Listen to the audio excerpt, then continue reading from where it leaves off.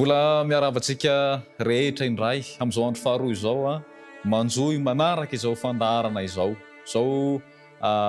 fahitalavitra izao manaraka izao onjam-peo izao a dia isaoran'Andriamanitra satria no fitahiny no nahatonga antsika mbola tafahoana soamatsara tahaka izao ary efa porofo fisakaizana sahady izao fiarahantsika manjoy izao fandaharana izao tonga amin'ny andro faharoa sahady sika amin'ilay loha hevitra hoe ianareo no sakaizako araka ny Jaona 2:24 ianareo ny sakaizako raha tsy aivina no omaly dia ny hoe isika dia ny foron'Andriamanitra satria te sakaiza amintsika Andriamanitra ary sika rehefa miforon'Andriamanitra dia tsy nataony ionina fotsiny efa mifandray amin'Andriamanitra dia ampy izay fa nataony ifandray amin'ny hafa ihany koa isika. Androany sika zany raha niresaka momba ny Adamo isika omaly dia androany kosa isika resaka momba ny Noa raha vao miresaka momba ny Noa sika dia safi-drano no tonga ao an-tsaintsika sahady.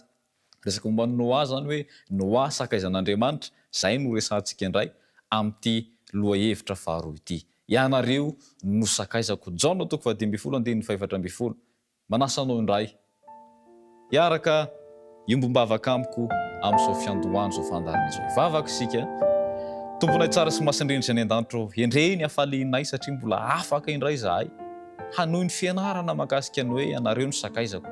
Dia ianao ne tompo no hiditra an-tsehatra hamela ny helokaisy amindra fo aminay ny fanaonao masina no hitaridalana ahafahanay manatanteraka izao programa izao, izao fandaharana izao ary isiakona ny fiainanay anay izany amin'ny anaran'i Jesosy. Amen. Mijery omaly ny lohahevitra mahakasika ny Adama sy Eva izany. Ny fototry ny fifandraisana fisakaizana izany dia fifandraisana amin'Andriamanitra. Ary misy ilay teny vahiny tika teny fototra raha izay no azo lazana azy ilay hoe SOD, ilay COWD izay midika hoe confident, secret ary indrindra conseiller izany ao anatin'ny resaka hoe fisakaizana. Verina ndraiky amin'ny 20 io teny io ary androany isika dia jery mahakasika ny Noa indray izany. Io Noa io dia olona anankiray niaina tamin'ny vanim-potoana izay mitovy amin'ny vanim-potoana iainantsika ankehitriny izao. Inona moa nitovizany? Nitoviny dia izao. Andehantsika hijery ny tenin'Andriamanitra avy hatrany ao amin'ny Genesis 9, Genesis 9 andininy voalohany ny soramandro dia hoe Noa sy ny safi-drano. Aminaran'i Jesosy. Ary raha vao nihamaro ny olona tambonin'ny tany ka niteraka zazavavy maro dia hita ny zanak'Andriamanitra fa tsara tarehy ny zanakavaviny olona ka dia nifidy vady ho azy tamin'izy rehetra arak'izay tiany izy. Dia eo ambany eo amin'izay, eo amin'ny andininy fahaefatra, andininy fahadimy, dingantsika amin'ny andininy fahadimy, ary hitan'i Jehovah fa be ny faharatsian'ny olona tambonin'ny tany, mitovy amin'izao vanim-potoana iainantsika izao, izay ilay mampitovy azy zany. Tany feno fahalotona, faharatsim-pitondran-tena, feno haratsiana, ratsy daholo, vao manokatra ny vata fandraisam-peo isika dia zavatra vaovao ratsy, mampalahelo. Zany no zava-misy hoe misy olona nivonoana tary dia nisy an'izao tary voatanisy zany rehetra izany. Zany no zava-nisy. Tamin'ny andro Noa ihany koa dia tahaka izany. Nisy olona nanolana tary, nisy an'izao tary, mampalahelo zany rehetra izany.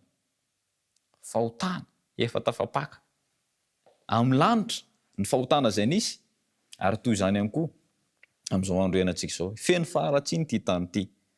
Fa na dia ao anatin'ny tany feno faharatsiana aza tahaka izao iainantsika izao dia mbola mahita olona Andriamanitra. Mbola mahita olona Andriamanitra hisakaizana. Ho sakaizany. Ary tamin'izany fotoana izany dia nahita ny Noa izy ho sakaizany. Nahita ny Noa izy zany ho sakaizany ary tao anatin'izay fotoana izay raha mijery ny andininy fahavalo amin'ny Genesis 9 isika dia izao ny ambaran'ny tenin'Andriamanitra. Genesis 9 dia ny andininy fahavalo. Raha tsika mijery izany andininy fahavalo amin'ny Genesis 9 izany dia izao ny ambaran'ny tenin'Andriamanitra. Fa Noa kosa nahita fity teo mason'i Jehovah. Fa Noa kosa nahita fity teo i mason'i Jehovah. Zany anie ilay fisakaizany. Na dia ao anatin'ny tany feno faharatsiana azy, izao tontolo izao feno aizana azy, dia ny olona mahita fity eo mason'i Jehovah no sakaizany. ary zay le hoe saody lay ilazany tsy ambaratelo. Alay fisaritsaina any am'izao fotoana izao isy cyclone. I cyclone angeza be, andro ratsy tena angeza be zany. Ho avy, ianao rery no manana vata fandraisam-peo eo an-tanàna. De maheno ianao zany hoe ho avy ny cyclone am'izao. De tsy maintsy ilaza amin'ny ankohonanao ianao, tsy maintsy ilaza am'ireo mpiarabelona aminao ianao. De jereo tsara ny zava-misy. Noa tsy mba nanana traikefa fahaiza manao ny am'izany météorologie zany, hoe fahaizana mamantatra toetrandro. Fa izy rery nanana le vata fandraisam-peo, nifandray tamin'Andriamanitra satria sakaizan'Andriamanitra izy. De ndraisan'Andriamanitra taminy hoe ho avy ny safitrano. De ianao zany raha am'izao vanim-potoana izao niteny am'le olona hoe isy cyclone, isy rivo-doza tena enjana be ho avy. Mandresy lahatra ianao hoe ndao tsika hiomana, ndao tsika hifindra am'ireo raita-po fianakaviana, ary tsy maintsy ilaza zany amin'ny hafa. Ny olona tsisy manana vata fandraisam-peo, de ianao rery no hiteny an'izay. Be de be ny olona tsy ino zany, andro maina be ty ve de ahoana koa nisy an'izany, betsaka ny tsy ino. Ary zany anie zavatra nisy tamin'ny andro Noa, satria izy rery no nahazo an'le feo avy amin'i Jehova, satria sakaizan'i Jehova izy nahita fity teo mason'Andriamanitra izy. Ny olona mahita fity eo mason'Andriamanitra, sakaizan'Andriamanitra, de lazany tsy ambaratelo, ary omeny ny fitokisana ihany koa. Zay le hoe secret confident, lazany tsy ambaratelo izany. Zay mahafinaritra amin'ilay sakaizan'Andriamanitra ry havana malala. Ny mampiavaka ny olona sakaizan'Andriamanitra ny resakantsika maly hoe mifandray amin'ny hafa, de porofony androany zany amin'ny tantaran'i Noa. Fa i Noa izay sakaizan'Andriamanitra, nifandray tsy tapaka tamin'Andriamanitra, Genesis 9:1-7, ireto zany ny toetran'i Noa, ilay sakaizan'Andriamanitra, ny zavatra hita teo amin'ny Noa, ilay sakaizan'Andriamanitra. Genesis 9:1-7 amin'ny anaran'i Jesosy. Ary zao ny tantaran'i Noa. Noa de lehilahy marina sady tsy nisy tsiny teo amin'ny olona niara-belona taminy. Zay zany ny voalohany. Marina sady tsy nisy tsiny tamin'ny olona niara-belona taminy. Zay nge ny sakaizan'Andriamanitra, fandray tsy tapaka amin'Andriamanitra, de mifandray amin'ny hafa ihany koa. Eo amin'ny mpiaramonina zany niara-belona taminy, ireo mpiara-belona taminy mpiaramonina aminy, tsy nanana olana izy, tsy nisy tsiny izy, satria nahoana? Sakaizan'Andriamanitra. Mahafantatra tsara hoe ny olona sakaizan'Andriamanitra de tsy ampy fotsiny hoe zay de misakaiza amin'Andriamanitra ianareo ange olona tsy misakaiza amin'Andriamanitra ianareo e, de tsy fandray amin'ny hafa. Tsy zany no antsoina hoe olona sakaizan'Andriamanitra, fa ny olona sakaizan'Andriamanitra de olona mivelatra amin'ny fiarahamonina, mpiaramonina aminy, mifandray amin'ny mpiarabelona aminy, ary tsy manana tsiny, tsy manana olana amin'ny mpiarabelona aminy. De tahaka izany Noa, tsy nanana olana tamin'ny mpiarabelona taminy izy. Zasy ianao ihany koa sakaizan'Andriamanitra. Zasy ianao ihany koa sakaizan'Andriamanitra. Mahita fity eo mason'Andriamanitra ihany koa zasy ianao. Mitovy amin'ny Noa ihany koa isika. Tsika ne manana mpiaramonina, manana mpiarabelona tahaka ny tamin'ny andro Noa ihany koa isika.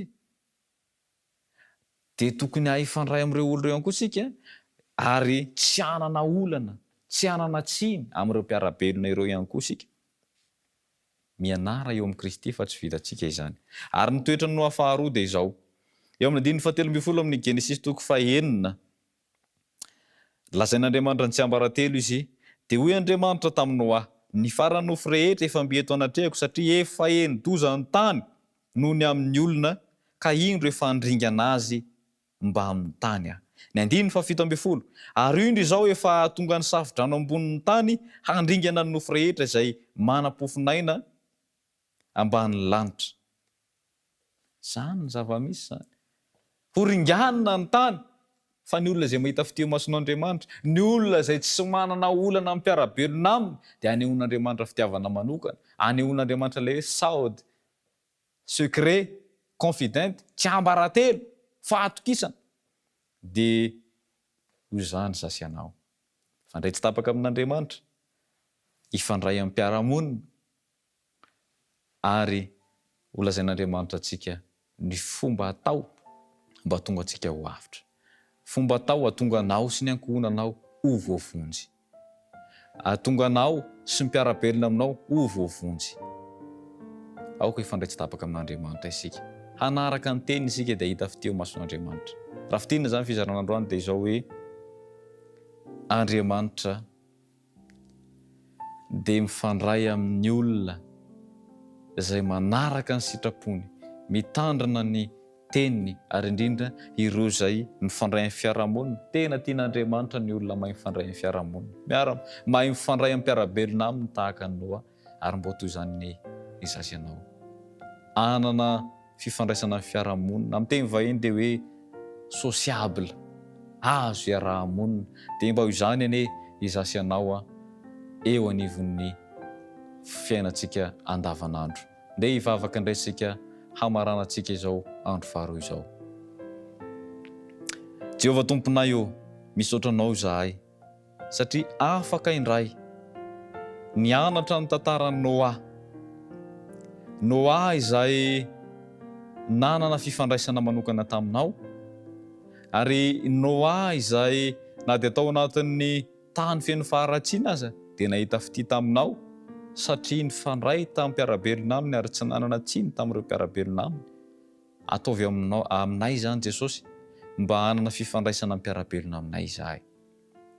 Dia apetraka eo am-pelantananao indray ny fiainana sisa rehetra mba ho fiainana feno fitahiana sy feno fiadanana avy aminao.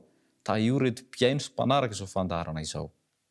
Tantano ny fiainan'izy ireo, ny dian'izy ireo raha eny an-dalana amin'ny anaran'i Jesosy. Amen.